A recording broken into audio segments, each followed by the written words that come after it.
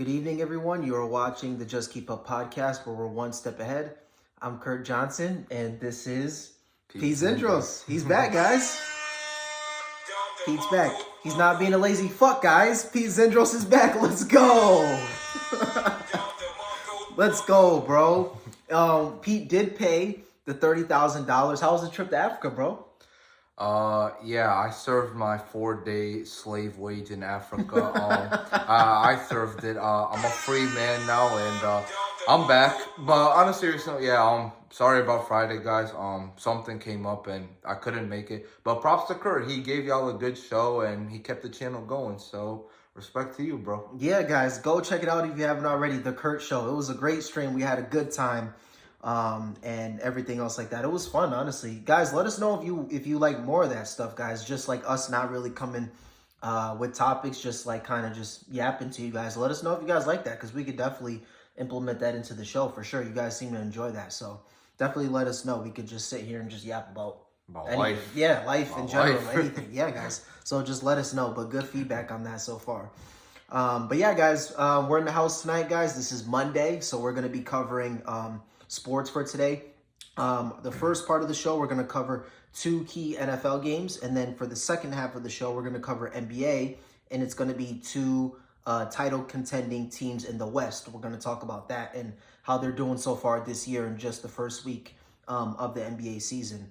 So we have a big show, guys. No featured story, but a big show. Lots to talk about, lots to get into. I'm going to remind you, if you haven't already, to like and subscribe. Help us to impact and to reach as many people as possible. Other than that, bro, do you have anything before we get into the show? Nah. All right, guys, we're back. Kurt and Pete's back, man. All right, so we're going to kick it off with the NFL. So first story that we're going to talk about is Jets versus Patriots. The Patriots beat the Jets 25-22. On the late game heroics of the backup quarterback, Jacoby Brissett. So now their records are both 2-6. What's your take on the Jets and the Patriots?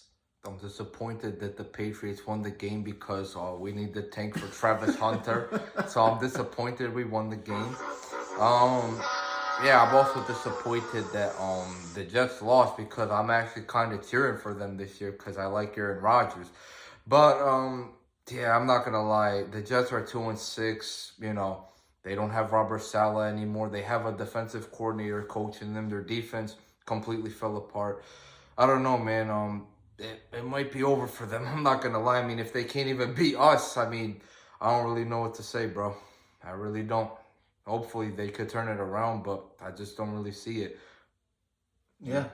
Yeah, I mean, you know, my take on the Jets and Patriots game specifically, and then I'll get into the 2 teams. So, you know, I thought that the game was good. I thought that, you know, any divisional game is supposed to be like that. It's supposed to be chippy and grindy. So for people to say that, well, the Jets can't even beat the Patriots, it's like, well, division games are always supposed to be hard. So let's put that into perspective. And I thought the Patriots played with a lot more fire and a lot more fight. Especially when Drake May got hurt. Drake May ended up getting injured in the second quarter of that game. When he got injured, the Jets, I believe, were up 16-7. So that kind of like sparked them to, you know, come on a comeback in and ultimately win the game. But they just looked like they wanted it more. They were at home. It's a divisional game. Those 2 teams hate each other. And, you know, that's what you get. And then as far as the Jets, I mean, you know, this has been the story with them all year, where they lose another 1-score game with a chance to win the game. Someone make a play, whether it's the offense or defense, and they don't make the play and they lose the game. Whether it's the worst team in the league or whether at the time it was the best team in the league in the Bills, you know, this isn't about who the Jets are facing. It's about the Jets. Right now, the Jets are beating the Jets. No one's beating the Jets besides themselves with the performance that they're putting on the field. The penalties, again, it was a high penalized game for them. They had a lot of they had 1 touchdown called back. They had a ball by Devontae that was dropped early in the game. They had a 3rd and 1 from their goal line, and they ended up kicking a field goal. And oh wait, Greg Zuerlein misses the 38-yard field goal, so he missed another field goal in this game, bro. And so Jeff Ulbrich said that he's still rolling with Greg Zuerlein. I don't know why.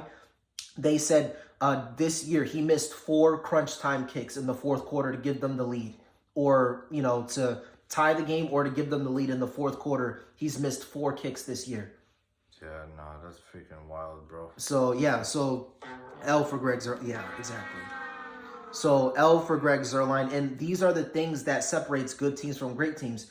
If the Jets could have capitalized on the Greg Zuerlein mistakes and, the defense stopped Jacoby Brissett from going a 12-play, 75-yard scoring drive to win the game, this is the difference between the Jets and the Chiefs.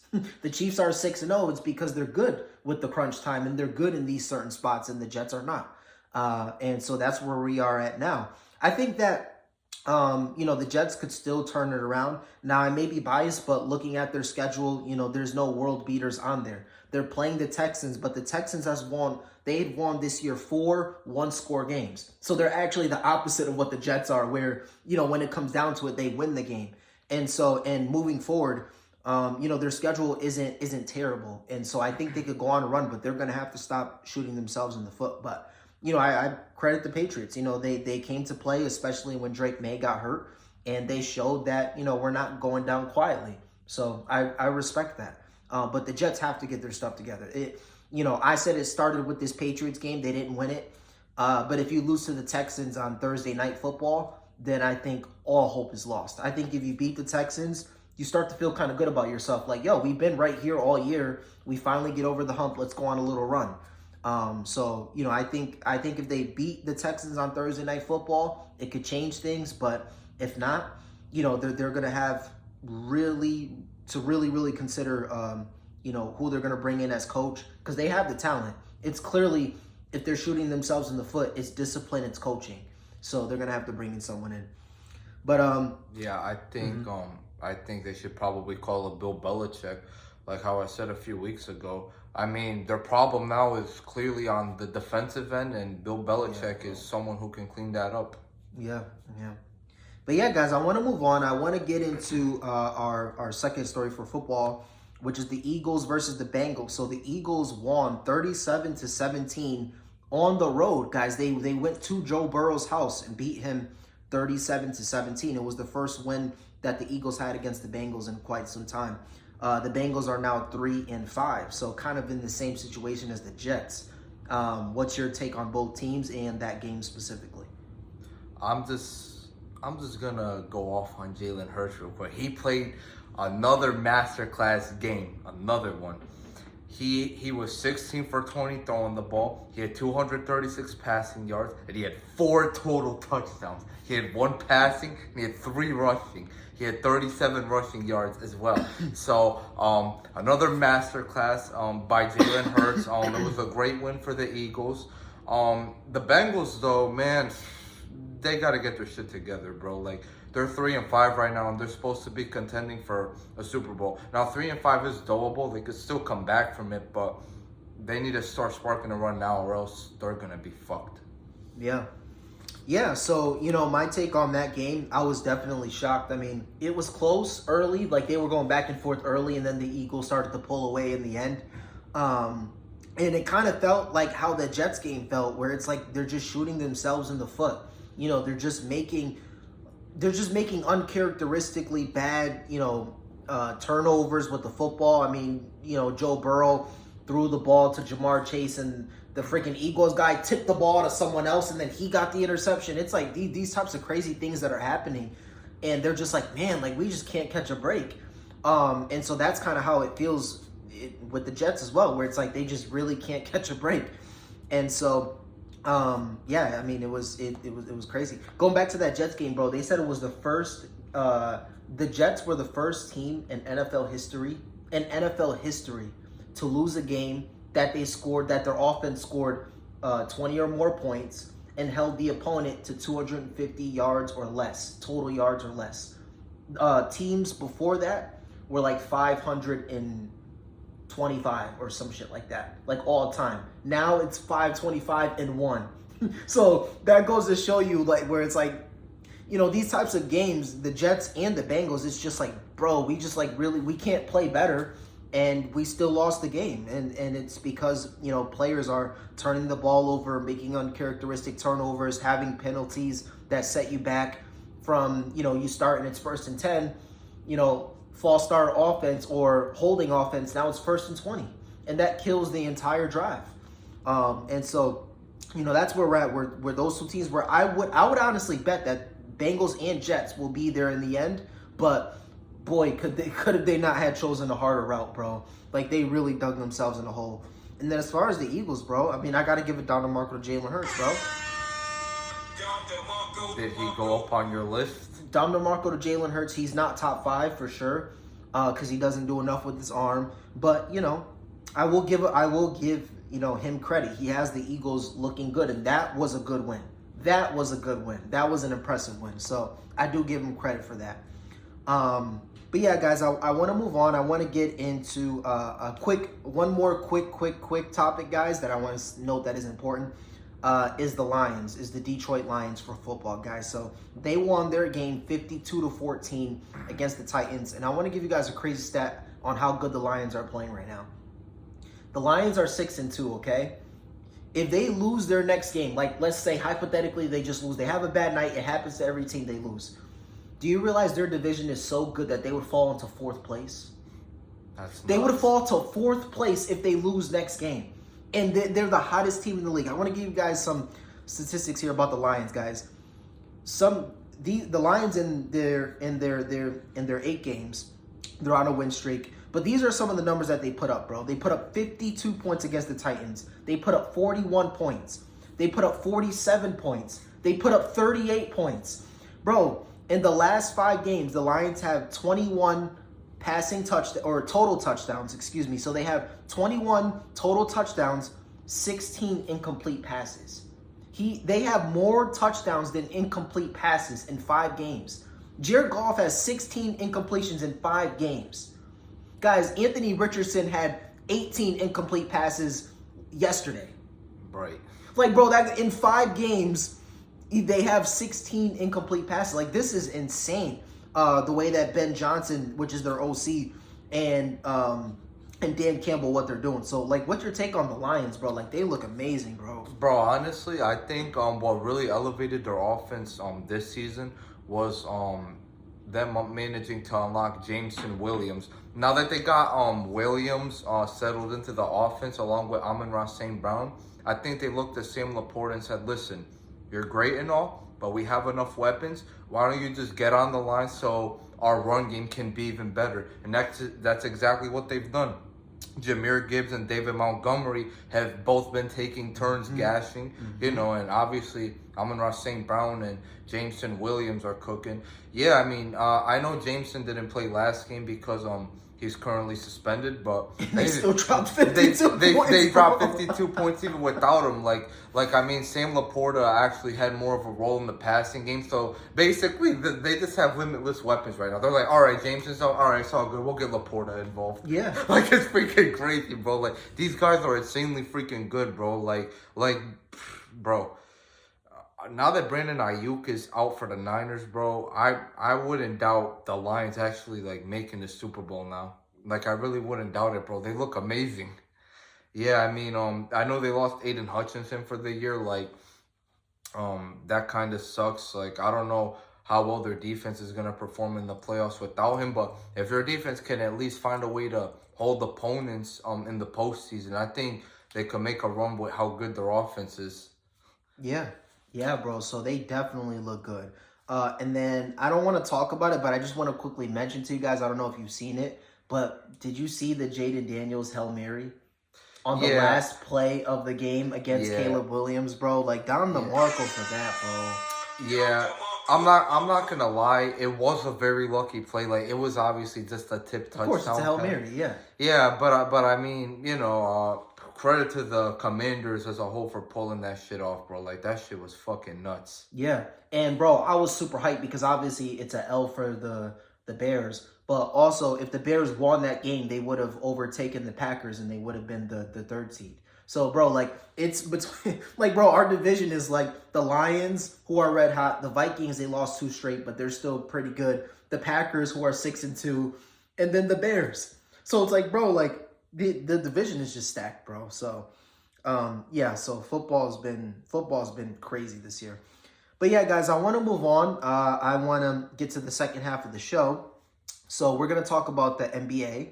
So I want to talk about the Denver Nuggets a little bit, guys. So let's give our take on that. So Denver Nuggets in Week 1, they're 0-2. And obviously Jamal Murray hasn't been getting going recently. Jokic had 40, but it's ultimately not enough. And as we know, their big time acquisition, Russell Westbrook, has struggled to say the least. So, what's your take on the Denver Nuggets and them going 0-2 Week 1? What do you think is wrong with the Denver Nuggets? It's all Russell Westbrook. It's nobody else. It's just him, bro.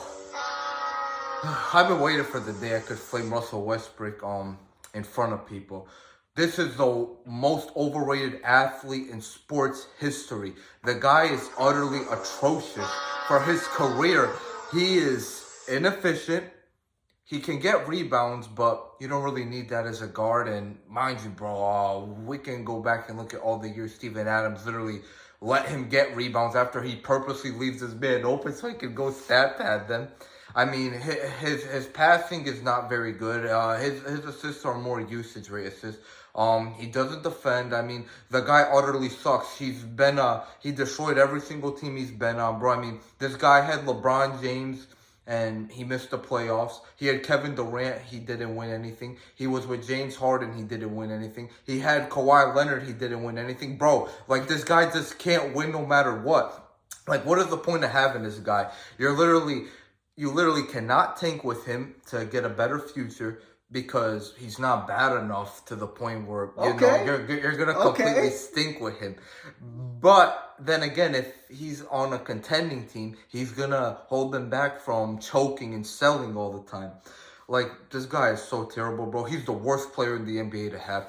If you tell me Juan Toscano Anderson or Russell Westbrook, who would you rather have? Give me Juan Toscano Anderson. This guy knows he sucks, so he's just going to stand in the corner, stand on the bench, mind his own business, versus a guy who thinks he's God because he can stat pad a triple-double on, 3 for 25 shooting and 7 turnovers. Like, bro, the guy is utterly ass. Like, he is the reason why the Denver Nuggets have fallen apart. I said that the Nuggets picking him up was going to be an L for them. But another thing that really did help them was they lost KCP. That's a lot of shooting and defense they lost right there. Like, even Jokic in the press conference was saying, like, yeah, I mean, the only guys on this team that can shoot efficiently are Michael Porter Jr. like, bro, Jokic even say, he's like, dude, we can't shoot the ball. He's like, we're streaky shooters. Like, well, we're not a very good shooting team. Right. Okay.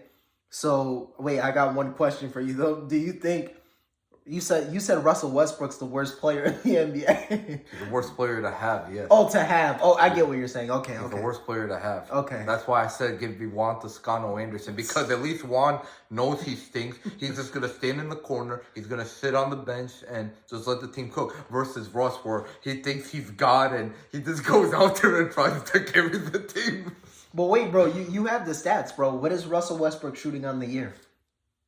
Oh, yeah. He's shooting 2 for 18 so far. Like, the guy is utterly atrocious, bro. You can't freaking win with him no matter where you put him, bro. Like, Russ is basically just one of those guys that's so bad at their job, bro. And you're just looking at him and saying, dude, like, we don't know what to do with this guy. Like, no matter where we put him, it doesn't work. Like, Russell Westbrook is one of those guys. He's the most overrated athlete in sports history. The guy just flat out stinks. Actually, maybe I'm wrong. Maybe Eli Manning is the most overrated, but he's top 2. Okay. But he's top 2. Okay. So one more question for you before my take. So, who would you take on your team? Russell Westbrook or Ben Simmons? Why are you doing this to me? Why are you doing this? Russell Westbrook or Ben Simmons? Who you going with? I know who you're going with. You're going with. You got to go with Russ, bro. I mean, they both stink, but at least Ben is 6'10", so give me Ben. And at least Ben is gonna miss games. So feel me, he's not gonna be out there selling them. Like, this guy Russ never sits out. He always plays. He always plays. Like, bro, There's a bunch of teams in the league that have injury-prone stars and they get hurt and then they lose in the playoffs. They're just like, bro, like if only this guy didn't get hurt. Bro, Russell Westbrook is that guy who affects them and he's just always there. Like he's one of those guys that never goes away. He just doesn't go away, bro. Like, bro, you want to know it's mad funny, bro? When Russell Westbrook was on the Lakers, LeBron was already sick and tired of him. This guy moved across the street from him. He's like, I'm back. Like, bro, like this guy just doesn't stay away, bro. Bro, yo, He's one of those guys. Yo, okay. Guys, as you can see, he doesn't like Ben Simmons or Russell Westbrook. No. So, oh man, that's funny. Okay.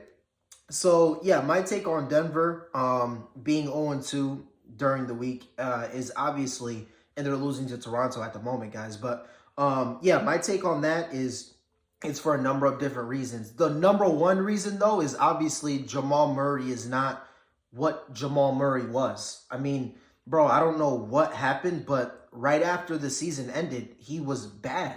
He was bad in the playoffs. He was bad against Minnesota.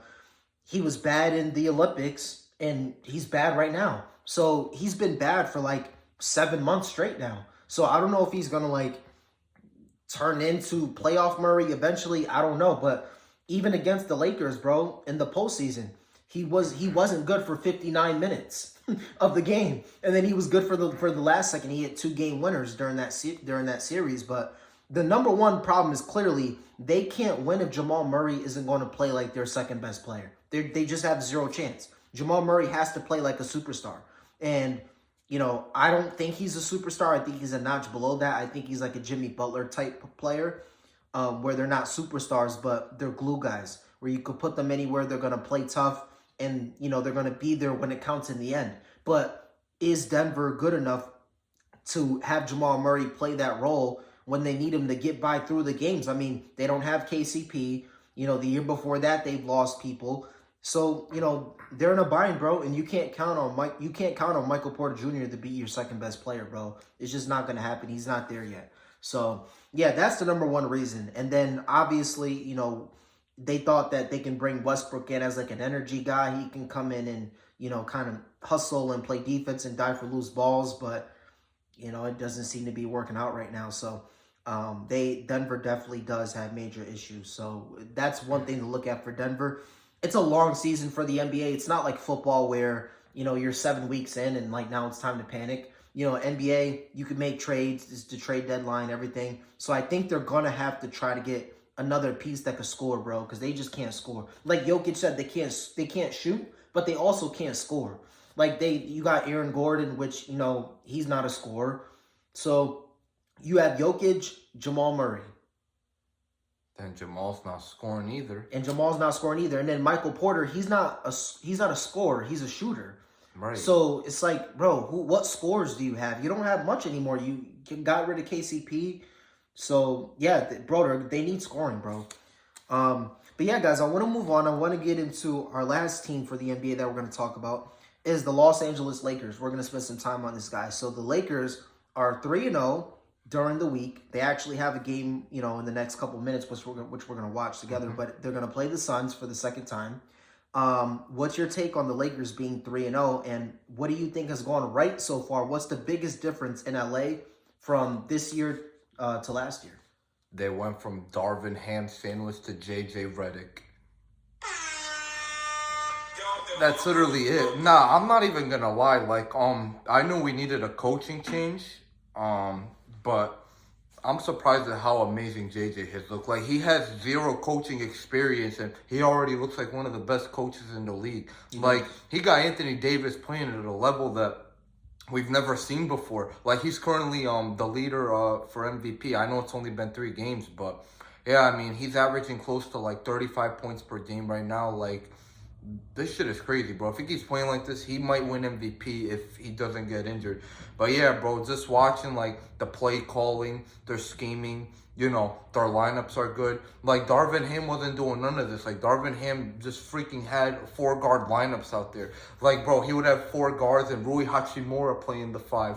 Like, I'm like, bro, what is this guy freaking doing? It's very clear and obvious the Lakers needed a coaching change, and we saw the immediate effect of it already. And the good part is, I think we got an elite coach at that, not just a simple change. So, very good hiring. I think the only thing the Lakers can really worry about at the moment is if D'Angelo Russell is just going to show up in the postseason. I mean, yeah, in my opinion, Darvin Ham and D'Lo's playoff performances are what were hurting them. I mean, if D'Lo can find a way to just pick it up, I mean, I don't know, maybe JJ's system will help him play better. But yeah, whatever it is, he got to figure it out. If he figures it out, I think the Lakers are going to the finals, though. I have them as my second best team in the West right now. I got OKC at 1. Okay. Yeah, so, my take on the Lakers, the reason why they're 3-0 is obviously because of JJ Redick. If you look at 2 of these 3 games, they were down. It was going back and forth. One of them was against a team they were down 20, and then the other one was against a team that Anthony Davis could not get a win against, the Kings.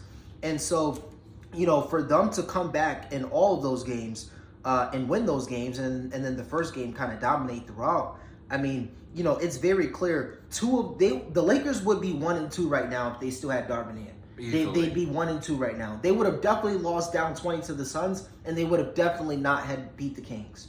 And so, one that I'm also seeing too because I agree with you, those were the main 2 reasons why they lost. But another thing that I like that JJ Redick is doing is he's ensuing confidence in Austin Reeves.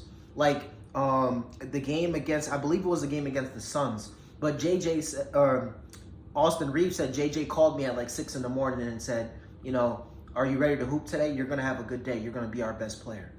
Like, he literally called up Austin Reeves and was like, you're going to be our best player. And that was the game Austin Reeves had like 28, I think he had. So, he's really ensuing, and we all know Austin Reeves is not their best player, but to just hear your coach say that, like he's getting up and he's like, you know what, I'm going to ensue confidence in Austin. Because he knows we're going to need Austin to be the 2nd/3rd best player on any given night. Like, we have to run the offense through Austin Reeves.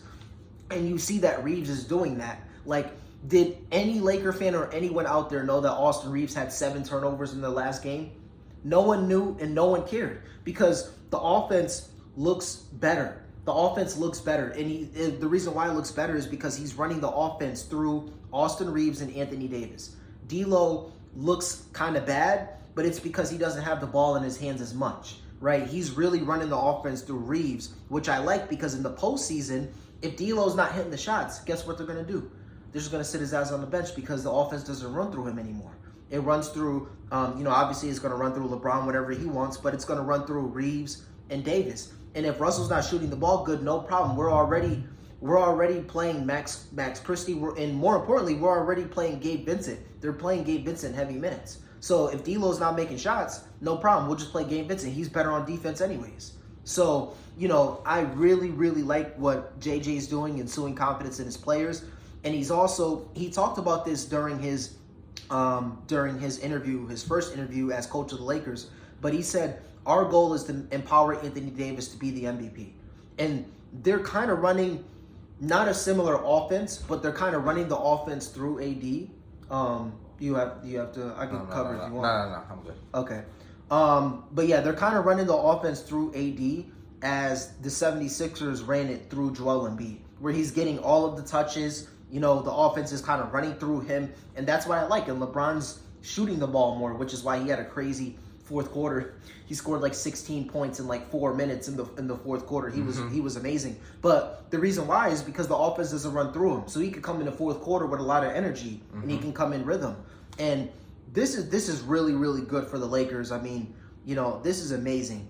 I also saw the Lakers were trying to pursue a center. So, they're looking out for that. But I'm not going to lie, bro. If Jackson Hayes continues to play like this, they might not need a backup center, bro, because he looks solid. He really does. He looks solid. So, I like this Laker team. I like the way they look. I like the way the pieces are fitting right now.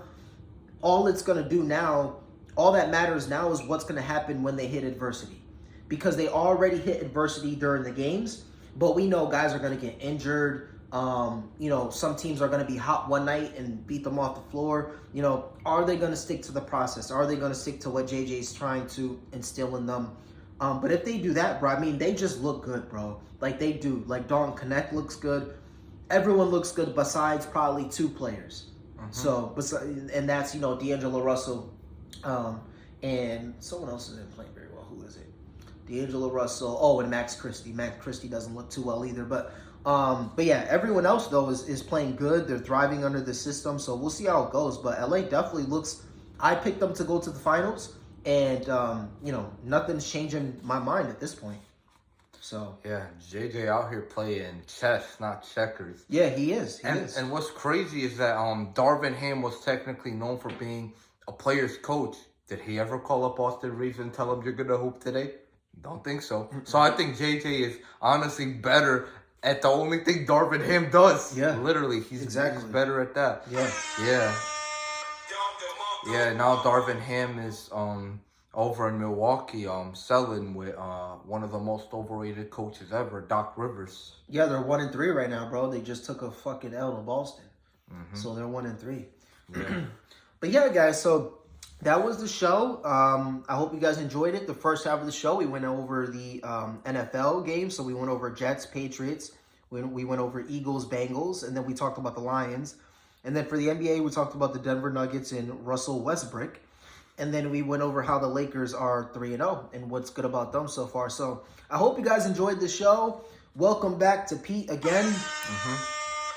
Happy to have Pete back here. I hope you guys enjoyed the show, guys. We'll be back to you guys on Wednesday with a big show. If you guys haven't already, go check us out on Rumble, guys. Rumble.com, Just Keep Up Podcast. The Kurt Show's there. It's doing really well, so check it out. Check us out up here as well. The Kurt Show, the last episode, is doing really well as well. But yeah, we thank you guys for tuning in. We'll be back to you guys on Wednesday. Do you have anything before we end the show, bro? No. All right, guys. Remember to stay one step ahead and enjoy the rest of your evening, guys. We'll talk to you guys again on Wednesday. Yeah. All right, guys. Peace.